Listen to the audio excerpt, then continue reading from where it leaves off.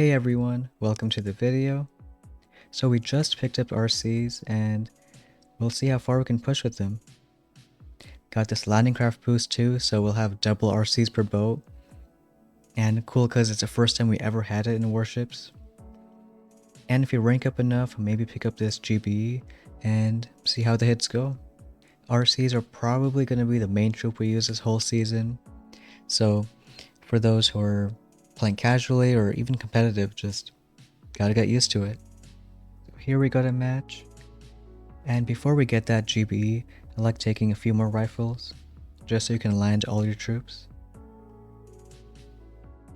And most of these RC hits is finding a way to get a bunch of troops to the ERs as soon as possible, especially the ERs near the back.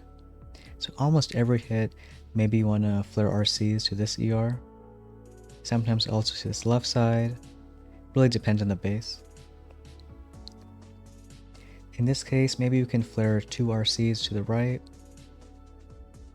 And we could use rifles for these few ERs. And a couple more RCs for anywhere we need backup. Can also start a rifle early on this side, distract that boom cannon. Waiting just a few seconds. A couple RCs and a flare. And starting the other rifles since they walk pretty slow. Our level 3 flare helps.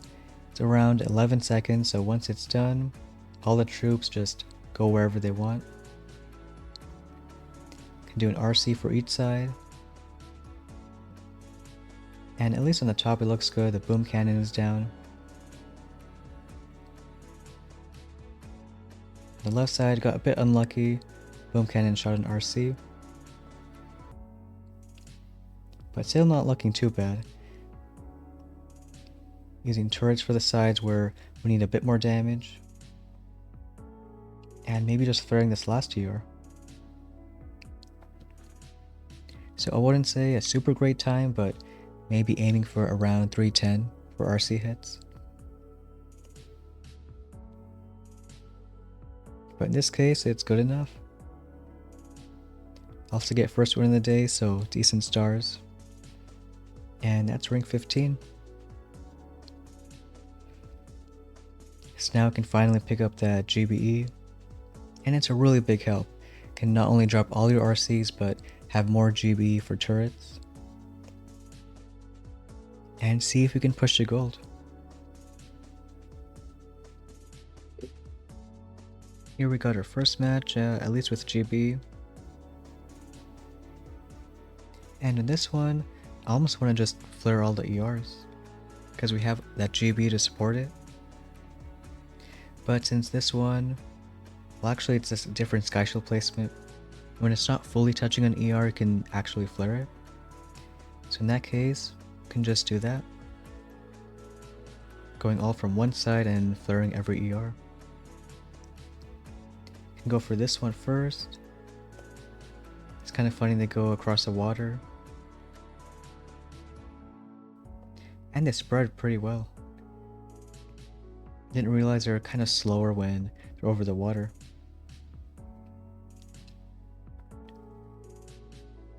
And going for this ER, all those RCs, flaring the last one.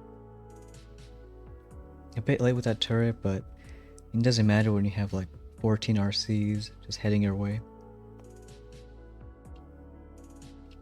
If that sky shield was covering the ER, I could have probably flared next to it and caused maybe 10 or so seconds. Why sky shield is so important.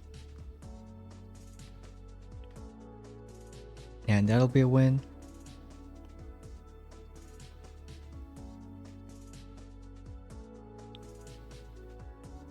Right away we got another match. So this time it is covering that ER, the sky shield. But we can do a similar kind of hit, just trying to flare every ER. Going straight for this one, and using a turret. I like going from the right side since that ramp is a bit shorter. Here we can't afford a turret, so boom cannon might shoot a few. sometimes just gotta deal with it. Here we can get a turret going, and maybe flare all the way to the right, just so they don't kill every single building along the path. Maybe just a few, then the shield. And when the shield goes down, you can flare the ER. And get around 310. There might be other ways to get faster times, but I think it's a more simple approach.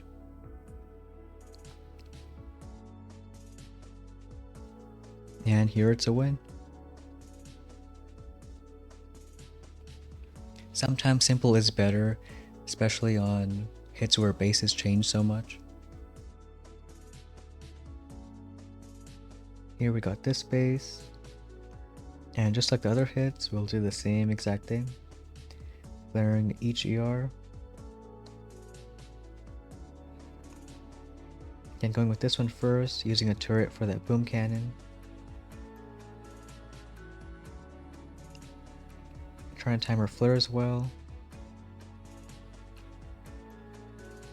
See how it looks so funny, just 16 RCs flying around.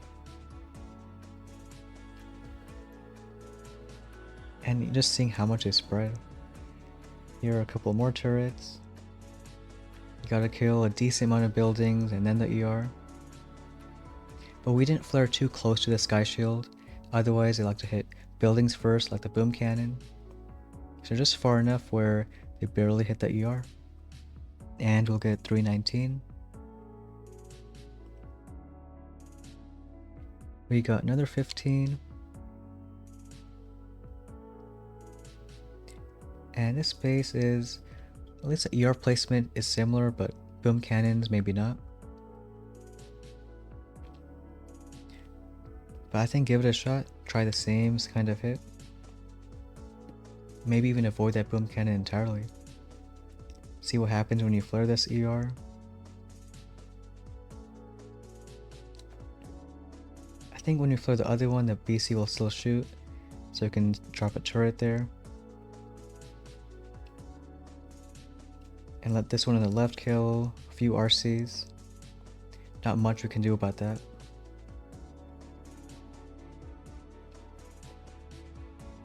And you can see even losing a decent amount of RCs, you still have way too much to finish the base. And realize kind of late we can also flare that ER. Not the best sky shield placement, and we'll get a 316. So be really careful with your sky shields. Make sure they're fully covering the ER. And that's another win. We're 2 stars off, so hopefully one more hit. We got this base, and we'll try the same strat. This ER is a bit closer, so you can flare it first. Then get that turret going.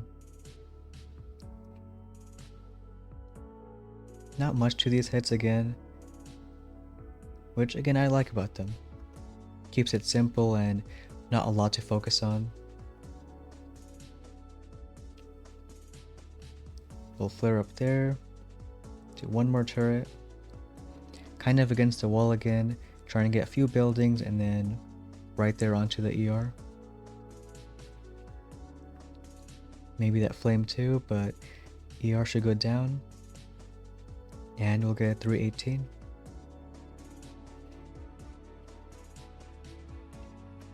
This one is a little close, but I think we got it. And that's gonna be gold, so we'll get that chest. Now I do have quite a few options over here. Can maybe get something like another sky shield, this GB, because then we can make this one troop damage, or even picking up a hero. If you don't want any of that, you can also go towards 5 ER. And we might do a video tomorrow on how strong Rudy is at 4 ER. Because I've seen some hits and he can do a good amount of work. But at least right now, getting RCs and GB I think it's a lot of fun. But that's gonna wrap it up for today's video. Thanks for watching, and we'll see you next time.